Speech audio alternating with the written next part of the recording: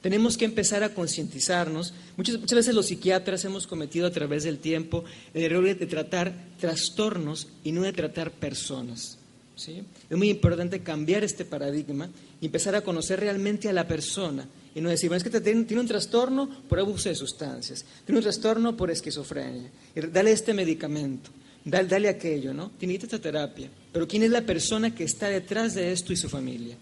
¿Sí? Esto es muy importante.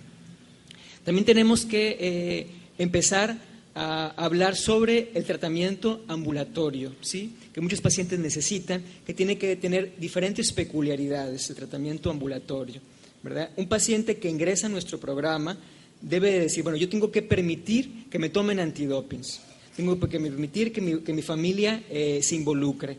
Si la familia o el paciente, ¿sí?, no están de acuerdo, ¿verdad?, no es su tiempo o su timing, se puede a lo mejor tratar a uno de los subsistemas.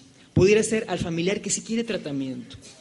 También eso es lo otro importante que quería transmitirle.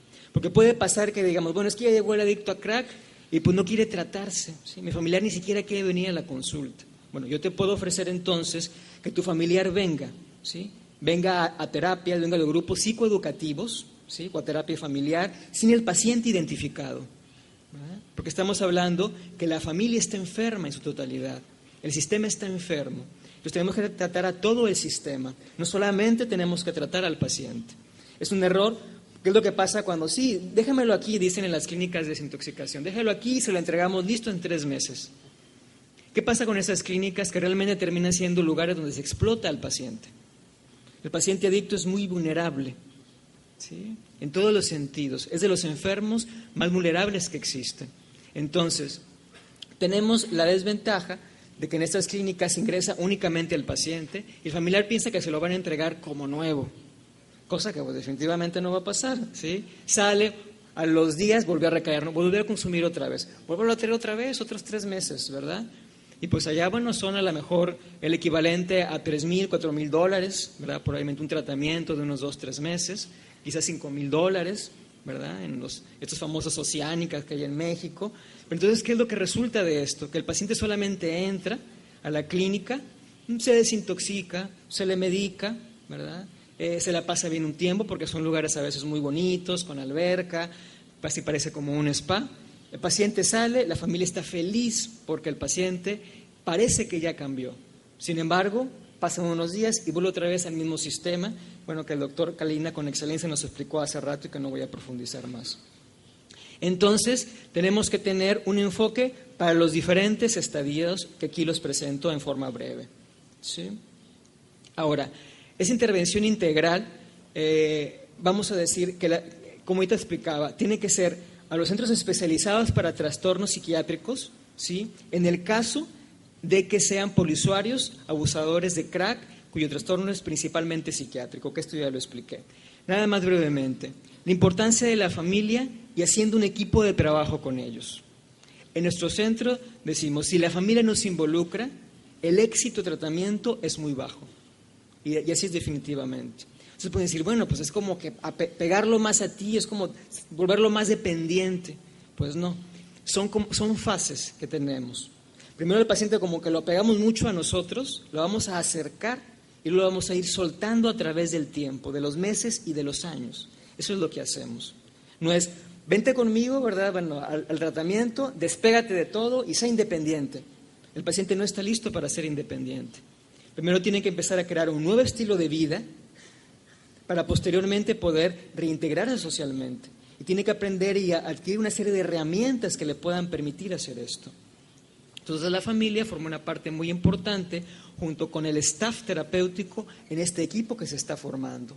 Y en los grupos psicoeducativos, a los pacientes y a las familias les enseñamos cómo formar este equipo de trabajo inicial y de qué se trata, qué esperamos de ellos y qué vamos a darles nosotros para que el tratamiento pueda tener más éxito, ¿verdad? Como decía Mark Twain, nadie se embaraza de un hábito o de un vicio tirándolo de una vez por la ventana.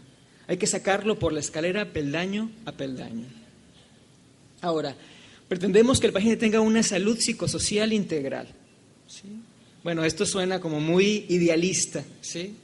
Poderlo llevar con el paciente adicto a crack.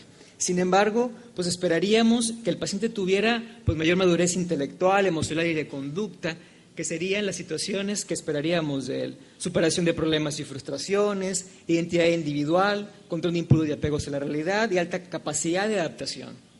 ¿Sí? Eso es como lo que esperaríamos de un adecuado funcionamiento psicosocial. ¿Sí? Sin embargo, entonces, tratamos al paciente en nuestras clínicas de señalarles factores de protección. Y nosotros decimos que tenemos una serie de temas semanales dentro de las clínicas que forman, vamos a decir, como una cadena, ¿sí?, de factores de protección que ellos tienen que ir adquiriendo a través de las semanas. Cada semana se toca un tema y todo alrededor del tratamiento gira en torno a este tema. Laborterapia, ¿verdad? Y todo lo que implica la laborterapia, que es una serie de actividades estructuradas que tenemos. Ahorita les voy a presentar algunas. Aquí tenemos algunas diferencias que, bueno, yo creo que a lo mejor no se alcanzan a apreciar muy bien. En relación al crack, ¿verdad?, la cocaína en polvo, a diferencia de otras sustancias, podemos decir que entonces el paciente adicto a crack tiene algunas peculiaridades que lo diferencian de los pacientes adictos a otras sustancias. Por ejemplo, en lo que es el grado de intervención, el craving, el paciente realmente sí requiere una intervención rápida, pero puede esperarnos, a diferencia del adicto a heroína, por ejemplo, que es rápido lo que él demanda. ¿Sí? El paciente, por ejemplo, que tiene un tiempo de tratamiento, ¿sí?, o de intervención, ¿sí?, mucho mayor, el tratamiento va a requerir un tratamiento a largo plazo o una intervención mucho mayor que otros. ¿Sí? Incluso los internamientos que se hacen más prolongados junto con los de heroína. Pero tenemos un problema, que los pacientes adictos a crack o heroína, que son sustancias más adictivas, también tienen mucho grado de abortar el tratamiento, se van de nuestras clínicas muy frecuentemente, ¿sí? Entonces tenemos que tener estrategias para poderlos limitar. También quería transmitirles esto que hacemos, que es el examen estructural de la personalidad. Creo que marca una diferencia en el tratamiento, ¿sí?, en cuanto al pronóstico también, y qué modalidad de tratamiento vamos a poner al paciente. Entonces tenemos que en nuestro hospital, desde 1977, utilizamos diferentes variables del examen estructural para poder definir, ¿sí?, cómo es la persona, desde la estructura y el funcionamiento de la personalidad. Esto, bueno, ya viene para el 2003 en el DSM-5, por primera vez en psiquiatría, se empieza a tomar en cuenta estas cosas, que es lo que yo les decía, lo que tiene que ver, que es mucha diferencia hablar, ¿sí?, es muy diferente hablar únicamente de los trastornos, hablar de los trastornos en relación con el funcionamiento de la personalidad, ¿sí? No es lo mismo tener un nivel alto en tratamiento por abuso de sustancias que un nivel intermedio o un nivel bajo. El pronóstico va a cambiar mucho. También es lo mismo tener rasgos de personalidad sociopática a no tenerlos, ¿sí? Entonces, me parece que esto es muy importante que lo podamos hablar o discutir en cuanto a lo que tiene que ver con un pronóstico. Entonces, también los rasgos de personalidad que tendríamos, ¿verdad?, de nivel más alto, como son el histérico, el obsesivo, de nivel intermedio o el nivel bajo, como son el limítrofe, el antisocial, sadomasoquista o narcisista, ¿verdad? Que entonces podemos combinar, y si hacemos una interrelación entre los trastornos en eje 1 y eje 3, ¿verdad?, no es lo mismo que tengamos a un paciente con un nivel bajo de estructura de nivel organizacional, con una personalidad antisocial, que tiene un problema médico, incluso una gastritis, ¿verdad? El médico va a tener más dificultades, igual que el psicólogo al manejarlo, igual que nosotros en las clínicas, ¿sí? Bueno, creo que ya tengo muy poco tiempo, ¿no? 1 minuto. Bueno, entonces, mi charla definitivamente iba también a enfocar más a hablar de lo que hacemos en la comunidad terapéutica. Y solamente para finalizar voy a hablar de lo siguiente. Nosotros tenemos unidades de desintoxicación, las comunidades terapéuticas, los centros de días y las unidades de consulta externas con la nueva red, ¿sí? Esto que les voy a presentar, bueno, esas son algunas de las... Ok. Bueno, son algunas de las reglas que tenemos, por ejemplo. Nosotros en la clínica, como decía, bueno, tenemos un programa conductual, cognitivo-conductual. Entonces, el paciente introduce no le permitimos introducir sustancias, obviamente, no le permitimos introducir a la clínica ropa que no esté codificada dentro del personal de enfermería, ¿verdad? Y tampoco puede consumir alimentos que no le damos nosotros. Entonces, este alimento tiene un sentido y un simbolismo dentro de la clínica, El paciente introduce un dulce, por ejemplo. La familia se colude con él y dice, bueno, ¿sabes qué? Aquí no está permitido, pero te voy a dejar que pases este dulce, ¿no? Es que si no me voy a ir. El adicto es un excelente manipulador. Ellos lo dicen en los grupos, ¿no? Son expertos en la mentira y el engaño y en la manipulación. Que la misma adicción los ha vuelto esto. Entonces, introduzco un dulce a la clínica, ¿verdad? Esto, pues para hacerlo tengo que tener un cómplice, como cuando lo hago con la droga, ¿no? Entonces, tengo que utilizar diversas mentiras para poder consumirlo. Tengo que invitar a otros. Entonces, se consume una cadena que es muy similar a la cadena de la adicción y del consumo, ¿sí? Entonces, obviamente, esta modalidad de tratamiento en el aquí y en el ahora, con situaciones específicas dentro de la clínica, nos ayuda.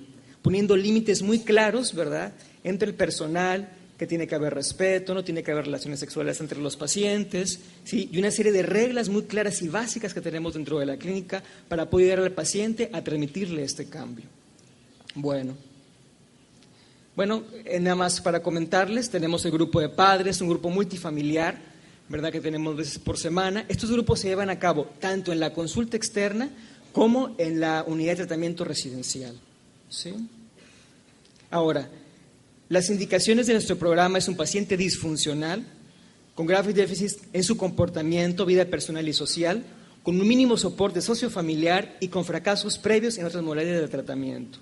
Y las contraindicaciones que tenemos es el daño cerebral, que eso, bueno, obviamente se irá a la clínica psiquiátrica, ¿verdad?, iría al otro nivel de atención, psicosis, ¿verdad?, en sus diferentes estadios, y la relativa sería psicopatía extrema.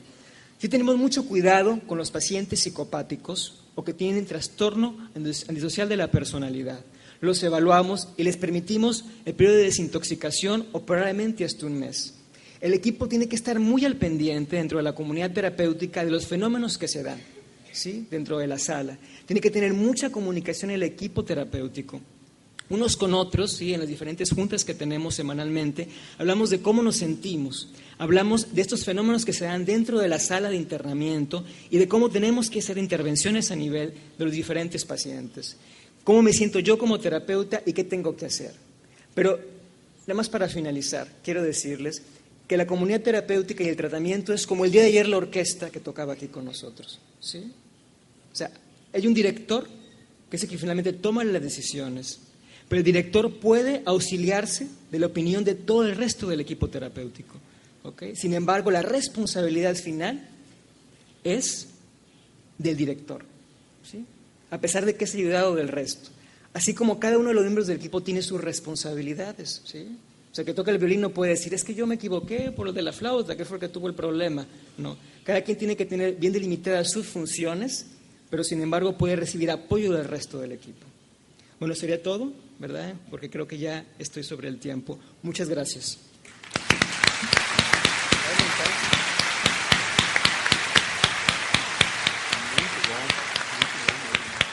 Slides aí que eu preparei, porque tanto o professor Kalina como o professor Javier já mostraram as premissas do tratamento de qualquer droga, não só do crack.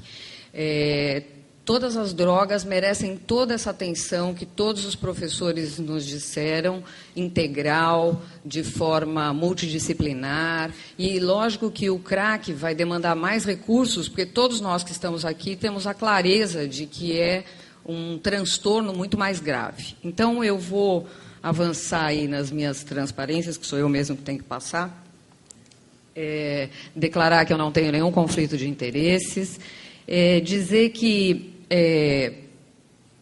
a equipe